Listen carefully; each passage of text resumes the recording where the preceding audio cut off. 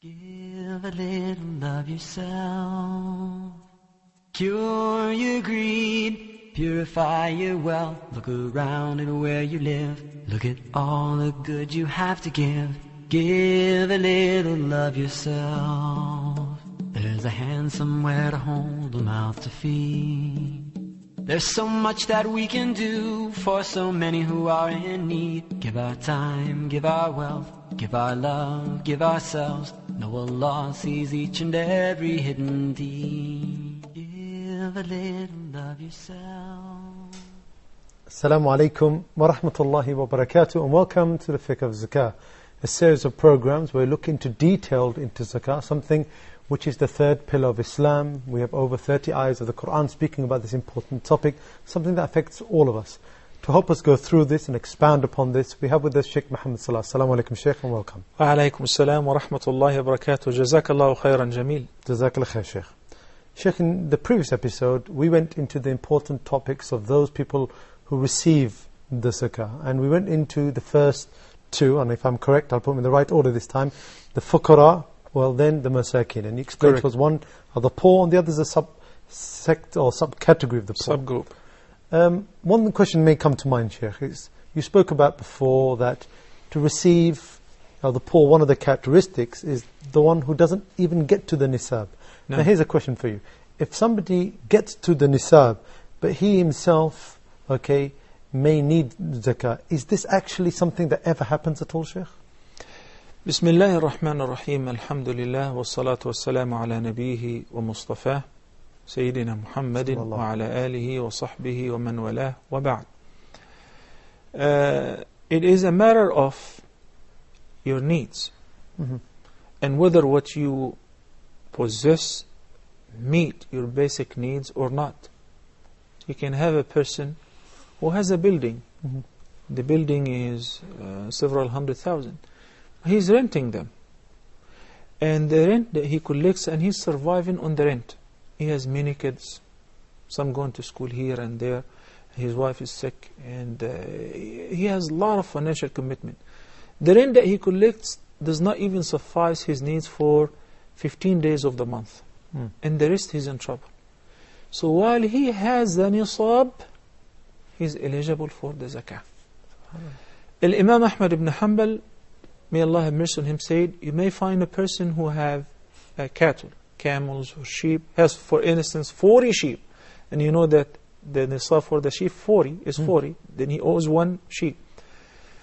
But the 40 sheep that he has, that he's living in a very tough conditions, either because of the many commitment that he has supporting big family, or because the prices are going skyrocket like nowadays. Government employees, government employees are struggling to live. And when I look at it, sometimes I recline on my chair and I think about it. Rishwa is haram.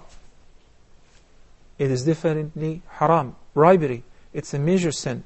لعن الله الراشي والمرتشي والرائش. Everyone who's involved in bribery is cursed by Allah subhanahu wa ta'ala and His Messenger sallallahu alaihi wasallam. But it is a very difficult equation. It is impossible to imagine somebody who is earning, official earning, and he does not perfect any job. He earns that much, and that much is not sufficient for him for 3 or 4 days of the entire month. So we're forcing people towards the haram. I'm not trying to justify their misdoing, but what I'm saying is that we have to pay attention to those people, because perhaps by assisting them from the zakah fund, they would avoid stretching their hands to the haram. So lacking behind in one area would lead to a disaster on the other area, and so on. It can be a professional, a doctor, a principal of a school, or a big sheikh, or a manager of a company or a governmental business, and he's eligible for the zakah. He has a private driver and a chauffeur that he's taking him to work. His job makes it available for him. But out of all of that, his salary isn't enough for him to survive. So this person is eligible and entitled for the zakah fund. Okay, now we've gone through the fuqara and the masakin, and I remember you going through 8 categories. So what are the rest of these categories, Shaykh? The ayah says, إِنَّمَا الصَّدَقَاتُ لِلْفُقَرَاءِ وَالْمَسَاكِينِ وَالْعَامِلِينَ عَلَيْهَا. Let's take it one thing at a time.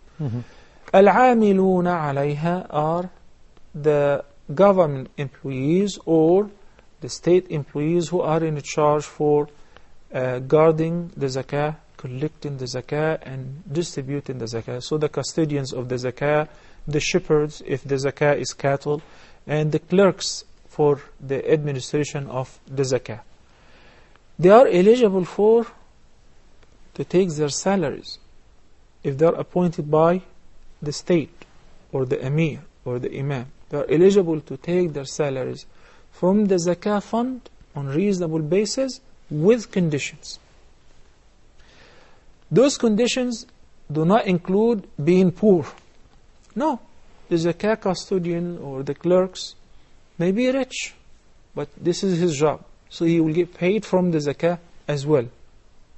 But the conditions are, number one, that they should be Muslims, because it's not permissible to give zakah to non-Muslims, except in few cases that we'll discuss inshallah very soon. Okay. And second, not to be from the family of the Prophet ﷺ, because the Prophet's family are not eligible for the zakah. In one hadith, Al-Muttalib ibn Rabi'a ibn al-Harith went along with Al-Fadl ibn al-Abbas. These are the Prophet's cousins. They went to the Prophet ﷺ and they said, Ya Rasulullah, جئناك لتؤمرنا على هذه الصدقات. We came to ask you to make us administer the zakah. Why? So that نصيب ما يصيب الناس, people get paid, so it's a job.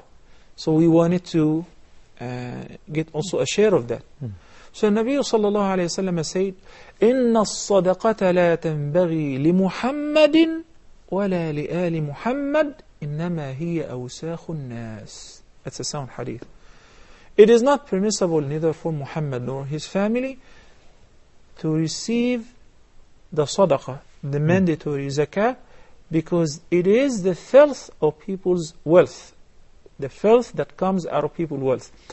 If you remember from the very first episode, we spoke about az-zakah or as-sadaqah. It's a mean of purification. It purifies one's wealth.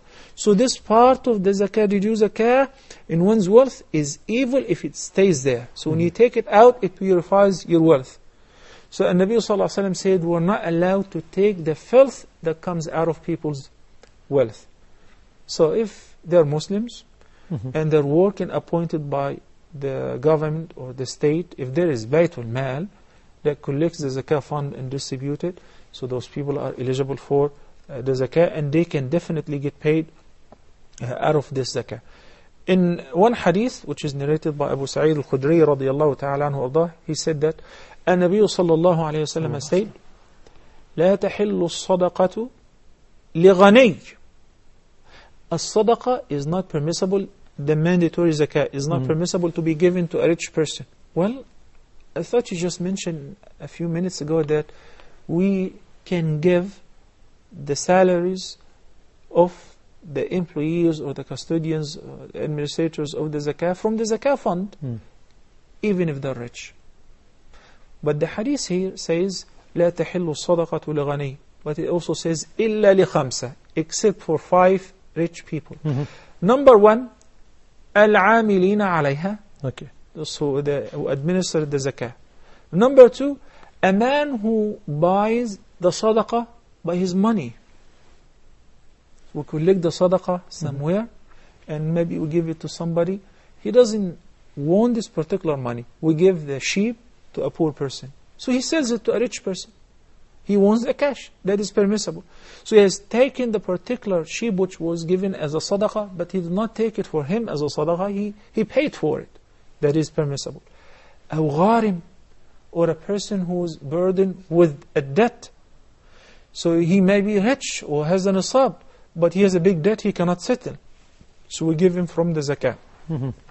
أو غاز في سبيل الله. Those who do not get paid by the government and they are mujahideen enrolled in the Muslim army as volunteers, they get paid from the zakah, even if they are rich. أو مسكين تصدق عليه منها فأهدى منها لغني.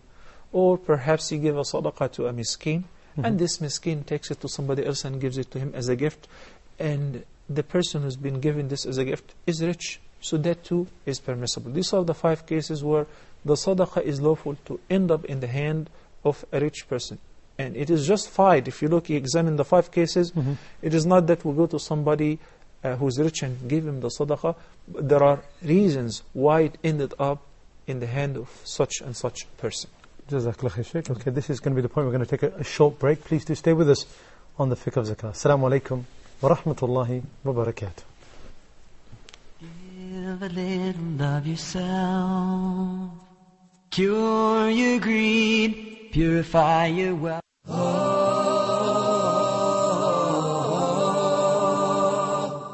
We need to strive to know the ruling of the Sharia on a particular incident. Why scholars had to put a lot of effort trying to figure out how to give the ruling on such topics and issues. Islam tells you to look good, to smell good. The reason of the recession was the collaboration between insurance companies and the banks. Some scholars, though, stated that it is permissible for you to insure because you're compelled to do this by the government, by law, but you're not allowed to benefit from the insurance policy.